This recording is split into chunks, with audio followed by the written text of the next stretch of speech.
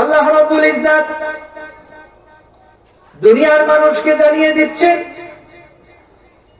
হে দুনিয়ার মানুষ, দুনিয়াতে চলার জন্য তোমাদের যে উপকরণ দরকার, যে উপকরণগুলি দরকার, আমি আল্লাহ রাব্বুল আলামিন তোমাদের সব উপকরণগুলি আমি আল্লাহ তোমাদেরকে দিয়েছি।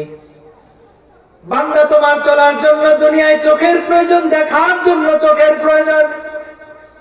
এ বান্দা, আমি আল্লাহ একটা চোখ দিলেও বান্দা তুমি দেখতে পারতে, কিন্তু ডানে বামে কি আছে এটা দেখার জন্য তোমার আরেকটা চোখ প্রয়োজন।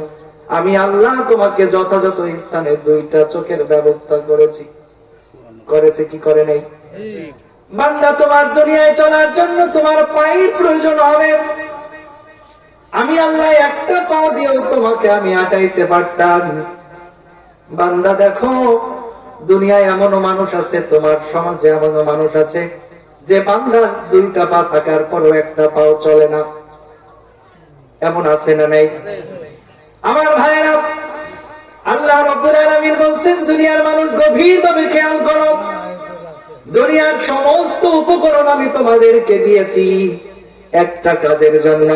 যতক্ষণ পর্যন্ত তোমার অঙ্গ প্রত্যঙ্গ দিয়ে তুমি একটা কাজ সাকসেস হতে না পারবে, ততক্ষণ পর্যন্ত তোমার জীবন সফল কাম হবে না।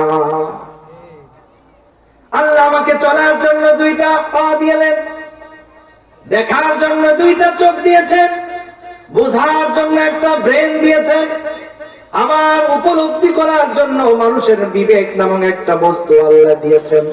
চিল্লায়ে বলেন, দেই কি দেয় না? আল্লাহ বলেন, বান্দারে, তোমার সব কিছু আমি তোমার জন্য দিলাম। এরপরেও যদি বান্দা তুমি আমার সাথে নাফরমানি করো, রে বান্দা, শুনে রাখো, তোমার জন্য জাহান্নামের চিরস্থায়ী শাস্তির ব্যবস্থা কিন্তু আমি আল্লাহর আছে। ও বান্দা, তোমার বুঝার পরেও যদি তুমি না বুঝার ভান করো, দেখার পরেও যদি তুমি না দেখার ভান করো, রে মুসলমান, আমি আল্লাহ রাব্বুল আলামিন তোমার জন্য কিন্তু বিকল্প ব্যবস্থা রেখে দিয়েছি। আল্লাহ রাব্বুল আলামিন বলেন, লা ইন শাকারতুম লাযিদান্নাকুম ওয়া লা ইন কাফারতুম ইন্না আযাবি লাশাদীদ। চিল্লায়ে পড়ো আল্লাহু আকবার। আমার বাবাজিরা, আল্লাহ রাব্বুল আলামিন বলেন, বান্দারে, দুনিয়াতে এত নিয়ামত তোমাদেরকে আমি দিলাম, এই নিয়ামতের শুকর যদি তুমি বান্দা আদায় না করো, রে বান্দা, আমি আল্লাহ রাব্বুল আলামিন তোমার সমস্ত নিয়ামতকে আমি আল্লাহ উঠায় নিব। শুধু তাই না, শুধু উঠায় নিব না, তোমার জন্য আমি আল্লাহ রাব্বুল আলামিন কঠিন আযাবের ব্যবস্থা করে রেখেছে।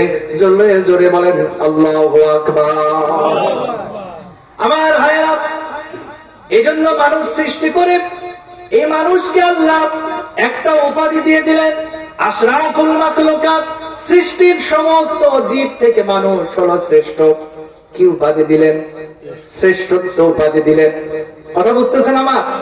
আল্লাহ রাব্বুল আলামিন মানুষকে দুনিয়ার সমস্ত সৃষ্টি থেকে শ্রেষ্ঠত্ব দান করলেন। এই মানুষ যদি আল্লাহর ওই টার্গেট অনুযায়ী, ওই উদ্দেশ্য অনুযায়ী থাকে, তাহলে এই মানুষ হয়ে যাবে দামি। আল্লাহ বলেন, দামি মানুষ যদি তুমি হয়ে যেতে পারো, আমি তোমার জন্য জান্নাতের চিরস্থায়ী শান্তি আমি আল্লাহ রেখে দিয়েছি। সুবহানাল্লাহ। এই জন্য আল্লাহ রাব্বুল আলামিন বলেন, বান্দা, শোনো, দুনিয়াতে তোমার দেখার জন্য চোখ দিয়েছি। এই চোখ সব কিছু আমি আল্লাহ দেখতে বলি নাই, কিছু তোমাকে নিষেধ করে দিয়েছি। এই জিনিসগুলা তোমরা দেখতে পারবে না, অন্যের বউ দেখতে পারবে না, খারাপ ভিডিও দেখতে পারবে না, অশ্লীল কোন দৃশ্য তুমি বান্দা দেখতে পারবে না। আমি আল্লাহ রাব্বুল আলামিন তোমাকে যে দেখার বাইন্ডিং দিয়েছি, এই দেখার বাইরে যদি তুমি চলে যাও, আমি আল্লাহর সৃষ্টির উদ্দেশ্য থেকে তুমি বাইরে চলে গেলে, যতই তুমি দেখবে তোমার জন্য জাহান্নামের শাস্তি অবধারিত।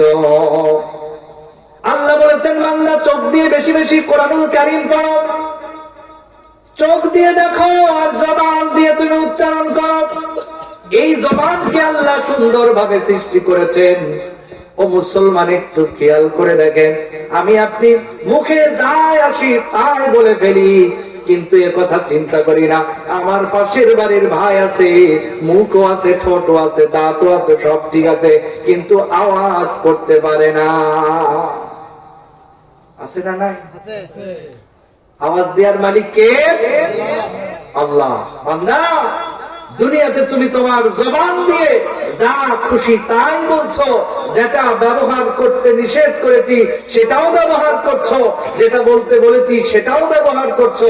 বান্দা, তুমি একথা চিন্তা করো না, তোমার মতো হাতওয়ালা মানুষ, তোমার মতো পাওয়ালা মানুষ, তোমার মতো চোখওয়ালা মানুষ, তোমার মতো সুস্থ মানুষকে আমি সামান্য একটু কয়েক ডিগ্রি জ্বর দিয়ে 7 দিন বিছানার মধ্যে ফেলে রাখতে পারে কিনা?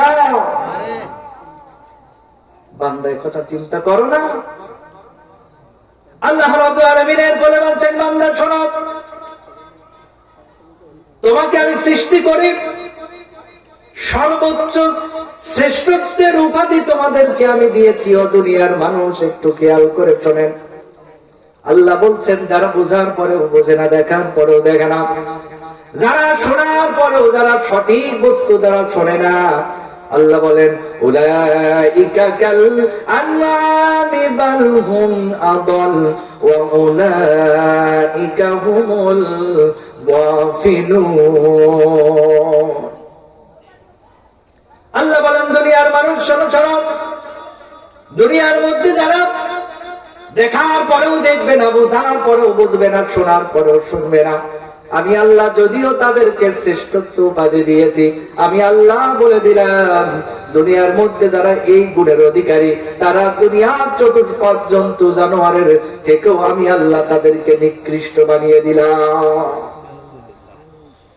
চিন্তা করে, কত ভয়ঙ্কর একটা কথা যে আল্লাহ আমাদেরকে শ্রেষ্ঠত্ব উপাধি দিয়েছে, যে আল্লাহ আমাদেরকে শ্রেষ্ঠত্বের একেবারে উচ্চ পর্যায়ে বান্দাকে শ্রেষ্ঠত্ব উপাধি দিয়েছেন।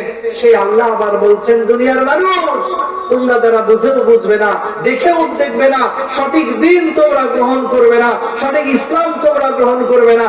ওরে দুনিয়ার মানুষ, সামান্য একটা কদু কিনতে যে এদিকে এক চিমটি ওদিকে একটা চিমটি তরকারি টাটকা আছে কিনা এতগুলো তুমি যাচাই করো, তোমার ঈমানের ব্যাপারে তোমার কোনো যাচাই বাছাই না। কিসের মুসলমান দাবি করি আমরা নিজেদেরকে? আর যে নামাজ পড়ে আমি আমার অন্যায় কাজকে ছাড়তে পারি নাই, যে দান সদকা করে আমার মনের ভিতর থেকে এখন পর্যন্ত কৃপণতা দূর করতে পারি নাই, যে অন্যায় করে আমি আবার নিজেকে গর্ববোধ মনে করি, আরে ওই নামাজ কি করে আমাকে জান্নাতে নিয়ে যাবে, ওই দান সদকা কি করে আমাকে জাহান্নাম থেকে বাঁচাবে? কি করে? যে নামাজ পড়ে আমি এখনো মিথ্যা কথা ছাড়তে পারি নাই, যে নামাজ পড়ে আমি এখনো অন্যের জমির আলখেলা বন্ধ করতে পারি নাই, যে নামাজ পড়ে আমি আমার ভাইয়ের হক নষ্ট করি, যে নামাজ পড়ে আমি আমার প্রতিবেশীর সাথে খারাপ ব্যবহার করি, আরে ওই নামাজ কি করে আমাকে জান্নাতে নিয়ে যাবে? ও মুসলমান, রাতের বেলা সারাদিনের সমস্ত কাজকর্ম শেষ করে একটু বালিশে মাথা দিয়ে একটু ভাবতে হবে, আরে সারাদিন কি করলাম, যে কর্মগুলি করলাম সেই কর্মগুলি কি আমাকে জান্নাত পর্যন্ত পৌঁছাবে নাকি জাহান্নামে নিয়ে যাবে? এই কথা যদি আমি আপনি প্রতিদিন ভাবতাম, তাহলে সকালবেলা উঠে আর অন্যের সাথে ধোঁকাবাজি করা লাগতো না, সকালবেলা কুদালটা নিয়ে অন্যের আল কাটা লাগতো না, সকালবেলা প্রতিবেশীর সাথে খারাপ ব্যবহার করতাম না।